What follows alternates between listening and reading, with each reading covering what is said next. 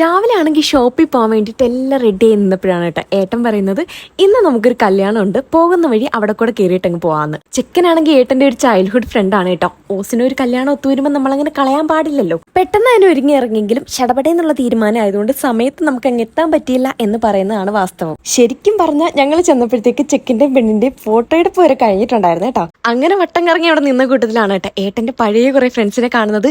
ഇതിൽ എനിക്ക് പരിചയമുള്ളവരും ഉണ്ട്, പരിചയമില്ലാത്തവരെ പരിചയപ്പെടാനും പറ്റി. അവരൊന്നിച്ച് സെൽഫിയും കാര്യങ്ങളും ഒക്കെ എടുത്തിട്ട് പഴയ ഓർമ്മകളൊക്കെ പുതുക്കുന്ന കാഴ്ചയാണ് ഗൈസ് നിങ്ങളിപ്പോൾ കണ്ടുകൊണ്ടിരുന്നത്. പിന്നീട് നമ്മുടെ വരവിന്റെ മെയിൻ ഉദ്ദേശമായ കല്യാണ സദ്യ കഴിക്കാൻ വേണ്ടിയിട്ടാണ് കേട്ടോ നമ്മൾ പോയിട്ടുണ്ടായിരുന്നത്.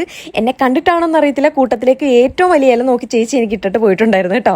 പിന്നെ കറികളുടെ ഘോഷയാത്രയായിരുന്നു ഗൈസ്. ചോറ് വന്നു, കുറച്ചധികം വെയിറ്റ് ചെയ്തതിന് ശേഷം പരിപ്പ് വന്നു, പിന്നെ പപ്പടവും കൂട്ടി ഒരു അടിപൊളി പിടുത്തം ഞാനങ്ങ് പിടിച്ചേട്ടോ. പറയാണ്ടിരിക്കാൻ വയ്യ, നല്ല അടിപൊളി സദ്യയായിരുന്നു കേട്ടോ. എല്ലാ കറികളും അടിപൊളി ടേസ്റ്റ് ആയിരുന്നേ. ഇനി എനിക്ക് വിശന്നിരുന്നിട്ടാണോ എന്നറിയത്തില്ല, പക്ഷെ സൂപ്പർ ആയിരുന്നു കേട്ടോ. സത്യവ്രത കല്യാണം എന്ന് കേട്ടപ്പോഴേ ഞാൻ ചാടി വീടാനുള്ള മെയിൻ കാരണം എന്ന് പറയുന്നത് ഈ കല്യാണ സദ്യ തന്നെയാണ് കേട്ടോ. എനിക്ക് ഭയങ്കര ഇഷ്ടമാണ് കേട്ടോ ഈ സദ്യയൊക്കെ കഴിക്കാൻ വേണ്ടിയിട്ട്. അതിലേറ്റവും കൂടുതൽ ഇഷ്ടം എന്ന് പറയുന്നത് ഈ സദ്യ കഴിഞ്ഞ് കിട്ടുന്ന ആ ഒരു അടപ്രഥമൻ ഉണ്ടല്ലോ. സേമി എനിക്ക് അത്ര ഇഷ്ടമല്ല, പക്ഷെ അടപ്രഥമൻ ആ ഒരു പഴവും കൂട്ടി കഴിക്കാൻ വേണ്ടിയിട്ട് ഭയങ്കര ടേസ്റ്റാണ് കേട്ടോ. അല്ല, ഒരു കാര്യം ചെയ്യാം, എന്നെ പോലെ അടപ്രഥമൻ പഴവും കൂട്ടി കഴിക്കാൻ വേണ്ടിയിട്ട് ഇഷ്ടമുള്ള എത്ര പേരുണ്ട് ഇവിടെ?